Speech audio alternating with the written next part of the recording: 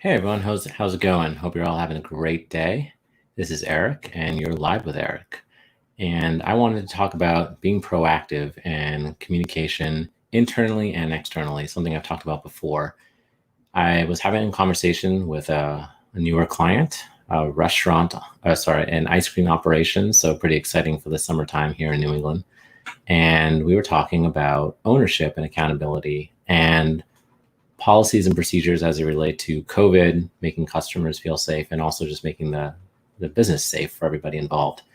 And one of the things that this owner chose to do was include his staff in the policy and procedure creation process, right? So he obviously articulated the requirements that the state had and the Board of Health had in terms of what they needed to implement, but the how was something that he delegated to his employees.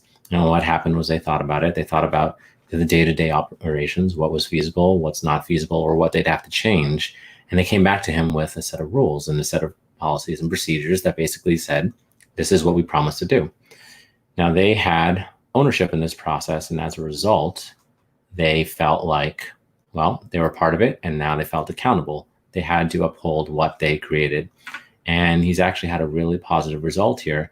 They're all following all the policies and procedures that they put into place.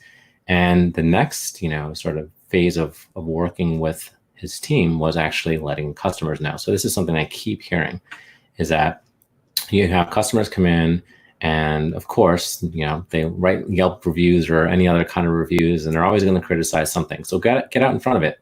Tell them what you're working on. Tell them what policies and procedures are that you have, implemented. No one's reading the state website, but they all have an idea what you should be doing. If you tell them ahead of time what you're doing and tell them what the state has recommended, and then even better, that you're going above and beyond those state recommendations. When they come in, they can't say anything, or if they do, you can refer them back to the video or anything else that you put out there explaining what you're currently doing. And this includes, writing everything out on the menu or something that you're going to put out on the table, or along the walls, whatever it is that you want to do to help people understand what the policies and procedures are around keeping them safe.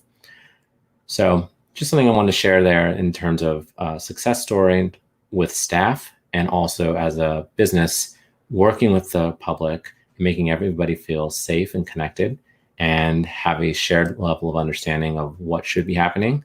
And an opportunity also, if they see something that a policy or procedure not being followed, they have an outlet with the owner or management to go talk to them and have a conversation and say, hey, I noticed, you said you're going to be doing this and I don't see it happening.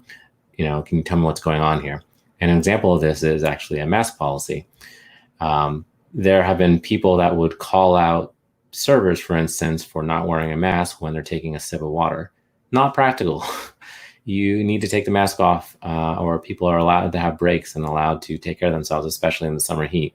But these are things that, the owners can get out in front of in terms of working with their team and then connecting with customers and providing some explanations. So sort of think through what everyone's going to call you out on and make sure you get ahead of it. All right, that's what I got for today. Hope you're all having a great day, and I'll catch you